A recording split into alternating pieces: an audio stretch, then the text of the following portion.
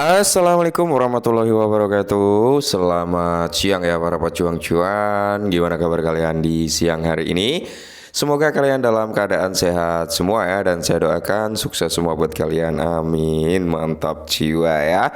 Dan tetapnya kan kawan, secangkir kopi harus selalu ada buat menemani kesempatan kali ini. Dimana kalau kita lihat bersama-sama teman-teman ya, untuk keadaan dari sektor kripto kali ini sangat-sangat ya menyedihkan kali gitu ya. Dimana kalau kita lihat dari segi market cap dia turun drastis teman-teman ya, udah di bawah 2,2, tepatnya kali ini udah di area 2,18. Padahal 2 hari yang lalu kan dia berada di area 2,3 something ya, kali ini udah berada di area 2,18. Fair and Get Index juga turun drastis dari 48 ke 45, berarti ada penurunan sekitar 3 poin. Dan kalau kita lihat untuk price Bitcoin sendiri teman-teman ya, bisa kalian lihat sendiri saat ini udah berada di area 58 ribuan ya. Jadi ya sedikit saran buat kalian semua teman-teman ya.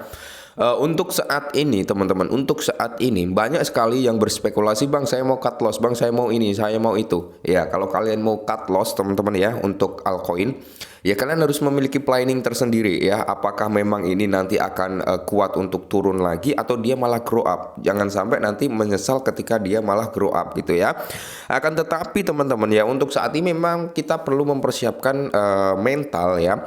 Mental kita ya, psikolog kita persiapkan. Karena apa? Mayoritas teman-teman ya, mayoritas ini altcoin mengalami dumping yang cukup signifikan seperti Solana 9%, BNB 6%, XRP 4% ya untuk Toncoin, Dogecoin 5%, Cardano 5%. Jadi hampir merata teman-teman ya. Di sini hampir merata.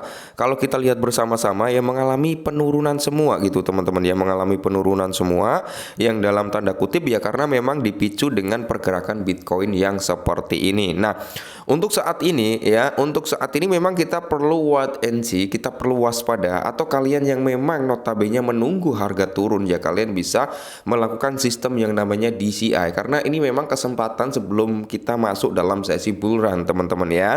Seperti itu. Ingat, para analis itu, para pakar kripto lah ya, itu meyakini bahwasanya Bitcoin itu bakal bisa grow up sampai minimal itu di area 100.000 teman-teman ya. Dan semoga itu benar-benar bisa terrealisasi gitu ya. Ingat, kita di tahun ini masih ada beberapa naratif yang bisa membawa grow up ya, membawa persentase kenaikan daripada sektor kripto ini cukup signifikan teman-teman ya. Masih ada beberapa hal ya. Contohnya seperti ETF Ethereum, terus ada Pilpres nanti teman-teman, dan sesi bull run di tahun 2025 ya, 2025 teman-teman ya.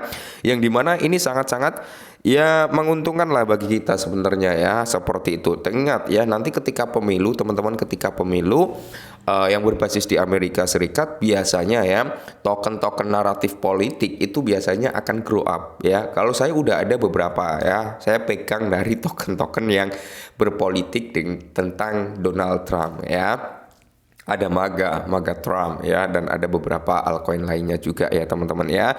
Terus di sini ya banyak sekali yang bertanya, bang gimana ya, kita mau beli, kita mau ini, gimana bang, bisakah ya? Kalau untuk saat ini bisa, seperti yang bilang kan, untuk holder PP ya, untuk holder PP kemarin atau lusa ya, saya sempat bilang kalian DCI aja, kalian tunggu PP at 10 di kepala 9 something, kalian bisa masuk. Kali ini PP udah di area 9 something teman-teman ya, di area 9 something dengan 50 di belakang koma, yang notabene kita udah bisa untuk melakukan DCI. PP ini dalam 7 hari terakhir mengalami penurunan sekitar 22,12% ya. Dalam 24 jam terakhir sekitar 10,31% untuk si PP ya. Kaspa juga mengalami koreksi. Ingat, Kaspa ini targetnya saya tetap ke $1 teman-teman. Saya yakin Kaspa bakal ke $1 ya. PP juga dia bakal grow up mungkin nanti teman-teman sampai di range harga ₹1 something gitu teman-teman ya. Saya masih meyakini PP bakal ke ₹1, Kaspa bakal ke $1. Jadi di sini memang waktu yang tepat untuk melakukan pembelanjaan, tapi jangan all in, tetap DCI. Utamakan disclaimer terlebih dahulu ya teman-teman ya. Nah, Dan kita kembali lagi ke real chart daripada Bitcoin sebagai induk atau sebagai tolak ukur untuk altcoin juga teman-teman. Oke, ini dalam time frame weekly ya teman-teman. Jadi nggak semerta-merta dalam sehari 2 hari bisa tercapai, bahkan bisa mingguan atau bulanan ini baru terrealisasi teman-teman ya. Ingat dia sudah kembali lagi masuk ke area zona gapnya teman-teman ya. Dia udah masuk karena udah ada satu kali konfirmasi dia untuk menutup gap, cuman ya baru separuh dia udah naik kembali dan di sini masih ada sisa gap sebenarnya ya. Nah, yang perlu kita antisipasi adalah di area sini teman-teman ya. Di area 52.000 something ya. Ketika harga tersebut terrealisasi, kita akan melihat candle berikutnya ya. Kita akan melihat candle berikutnya. Candle berikutnya kuat untuk bullish atau dia memang akan terus turun ya.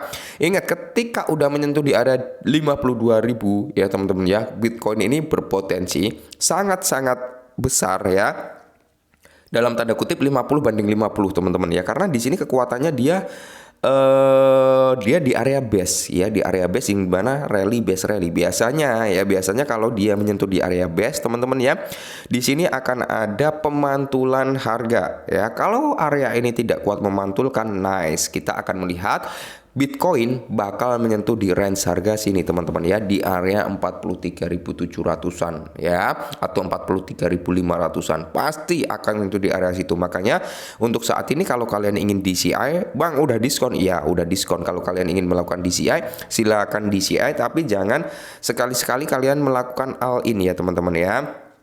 Jangan sekali-sekali kalian melakukan all in ya, seperti itu teman-teman. Dan semoga saja kita bisa melihat grow up-nya daripada Bitcoin ya. Ketika dia memang koreksi ya, syukur-syukur dia sampai di sini aja lah ya. Habis itu dia mampu mantul di area 43 ya.